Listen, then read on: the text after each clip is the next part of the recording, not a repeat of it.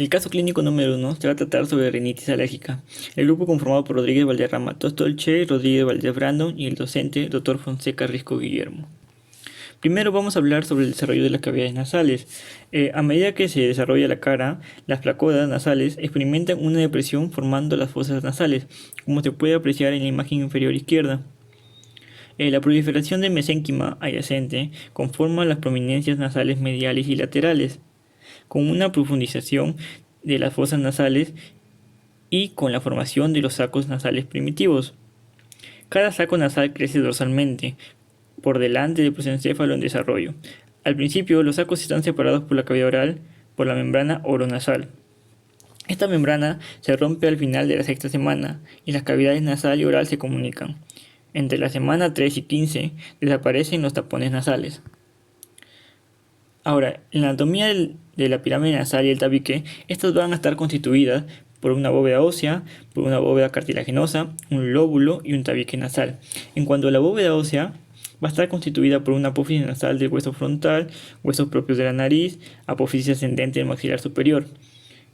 En lo que es la bóveda cartilaginosa, va a estar constituida por los cartílagos laterales, las alas del tabique nasal. En lo que es el lóbulo, por la punta nasal, las alas nasales y la colúmela.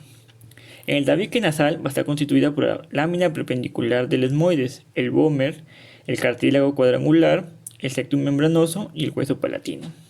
En la imagen inferior izquierda podemos observar la anatomía de la pirámide y el tabique, observándose cómo el cartílago lateral de cada lado se introduce discretamente por debajo de los huesos propios de la nariz, y a su vez el cartílago alar se sobrepone a la porción inferior de los cartílagos laterales. También observamos asimismo cómo el cartílago sectal forma parte del dorso nasal, cuando se insinúa entre el cartílago lateral y los cartílagos alares. En la imagen inferior derecha podemos observar cómo se representan las estructuras que constituyen el tabique nasal, como por ejemplo la lámina perpendicular del esmoides, el cartílago alar, el cartílago sectal, que es el cuadrangular, el hueso frontal, los huesos propios, el labio, la cresta maxilar, la cresta palatina, la astilla turca, el seno esfenoidal, el seno frontal y el hueso vómer. En la imagen A nos muestra los elementos que configuran la punta nasal, situándose la colúmela en el centro, constituida por las dos cruz medialis de los respectivos cartílagos alares. Las cruz laterales contribuirán a la constitución del resto de la punta y del dorso nasal, observándose asimismo la situación del cartílago sectal y su inserción en la espina nasal anterior. En el dibujo B nos muestra la situación de la válvula nasal y su relación entre el cartílago lateral y el cartílago alar. En cuanto a la irrigación nasal, va a estar mediada por dos arterias importantes, que es la carótida externa y la carótida interna. Esta carótida externa va a dar la arteria facial y la maxilar interna, que a su vez va a dar las arterias esfenopalatina. En la carótida interna va a dar la arteria oftálmica, que a su vez va a dar las arterias esmoidales anteriores y posteriores. En cuanto al drenaje venoso, se va a dar por la vena nasal que sale del foramen ciego. También se va a drenar por los senos cavernosos que provienen de la vena oftálmica, los plexos pterigoideos y la vena facial. En cuanto a la inervación, se va a dar por el nervio olfativo, que se encarga de la olfacción, el nervio trigémino, que se va a encargar de la sensación general. Este a su vez va a dar dos ramas, que va a ser el nervio oftálmico, que se va a encargar de la región anterior, y el nervio maxilar, que se va a encargar de la región posterior. Ya en el caso clínico, nos dan que es un paciente varón de iniciales GMFR de 32 años de edad que acude a consulta presentando episodio de obstrucción nasal alternante, rinorrea acuosa, estornudos en salva y prurito nasal, en paladar y ocular. Los síntomas se manifiestan todos los días y le dificultan conciliar el sueño y realizar sus tareas laborales. Indica además que cuando fue pequeño lo nebulizaron en varias oportunidades, pero actualmente ese problema ha remitido. En su examen físico, paciente en aparente buen estado general que respira de forma espontánea, se percibe obstrucción nasal con nasalización de su voz. Además, se evidencia ojeras con pliegue de Denny Morgan y pliegue horizontal nasal o surco nasal transverso. En su rinoscopía anterior, evidencia de puentes mucosos, cornetes grandes de aspecto pálido y coloración violácea. El septum es funcional y no se evidencia tumoraciones. En endoscopía nasal, ambas fosas permeables, sin evidencia de tumoraciones y un cabo libre. En los exámenes complementarios, en el hemograma, se encontró una eosinofilia de 16%, hemoglobina E total de 450, una citología nasal con eosinófilos al 16% y un ataque de senos paranasales con un quiste de retención en el seno maxilar derecho.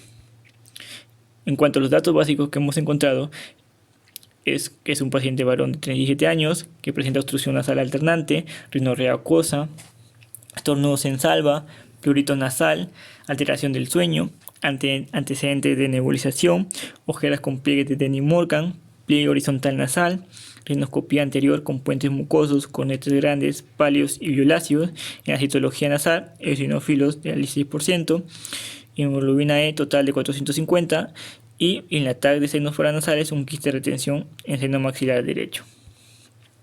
En cuanto a los problemas de salud, tenemos que es una rinitis alérgica moderada o grave, mucocelia en seno maxilar derecho y como hipótesis diagnóstica una rinitis alérgica que puede ser persistente, moderada o grave o no infecciosa, mucocelia en senos maxilar.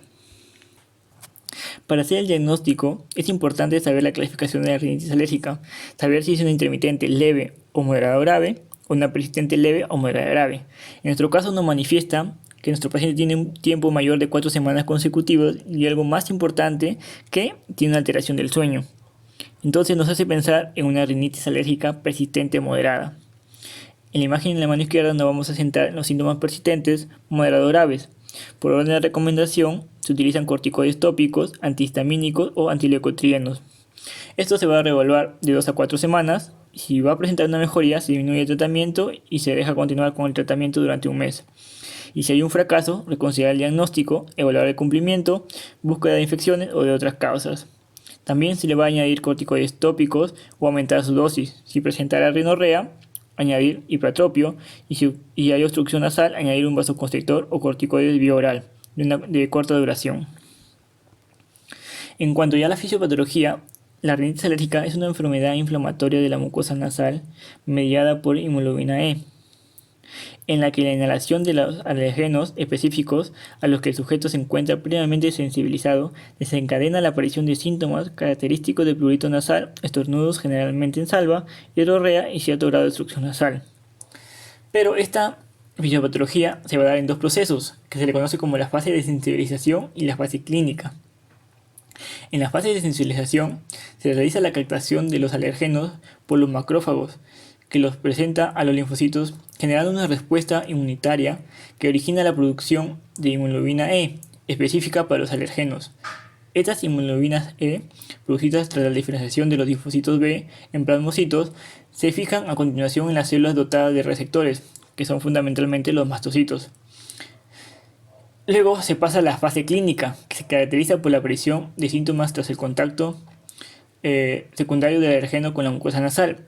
Esta interacción se va a llamar una hipersensibilidad de tipo 1, que es la interacción de un antígeno, que sería el alergeno, con el anticuerpo, que es la hemoglobina E específico, ¿no? Que se encuentra unido a mastocitos y basófilos, previamente sensibilizados durante la fase de sensibilización. Más tarde se desencadena la liberación de degranulación de los mediadores de inflamación contenidos en los mastocitos, que son los más importantes, que es la histamina y la triptasa. Así se inicia la fase precoz de la reacción alérgica, cuyo principal mediador liberador es la histamina, pero también los factores quimiotácticos de otras células inflamatorias. Las histaminas ejercen un efecto directo sobre los receptores H1 y H2 que son vasculares, produciendo vasodilatación de la circulación nasal y aumento de la permeabilidad vascular. Con el consiguiente nos va a provocar un edema de la mucosa y aparición de prurito. De forma indirecta, se produce una estimulación refleja parasimpática que se manifiesta en una hipersecreción glandular e implicará toda la mucosa nasal. Estas reacciones se traducen en la clínica por prurito nasal, rinorrea, estornudos y obstrucción nasal. En el tratamiento para rinitis alérgica ya hemos visto que la primera línea eran los corticoides tópicos como la fluticasona, que se da de 1 a 2 inhalaciones en cada fosa nasal al día por la mañana. En caso del quiste de retención en seno maxilar derecho, sería quirúrgico con una extirpación quirúrgica de Caldwell-Luke. Ya en lo que es salud pública, en la prevención primaria, se evita ser un fumador pasivo, reducir los ácaros de la vivienda, evitar tener mascota. La lactancia es muy importante en los primeros meses de vida, limitar la exposición a los alérgenos de látex. En la prevención secundaria, el examen físico oportuno, detección de los signos referente a la rinitis alérgica, tratamiento oportuno cuando se da alguna crisis en ese momento. En la prevención terciaria, tratamiento oportuno dependiendo de la severidad y evitar complicaciones.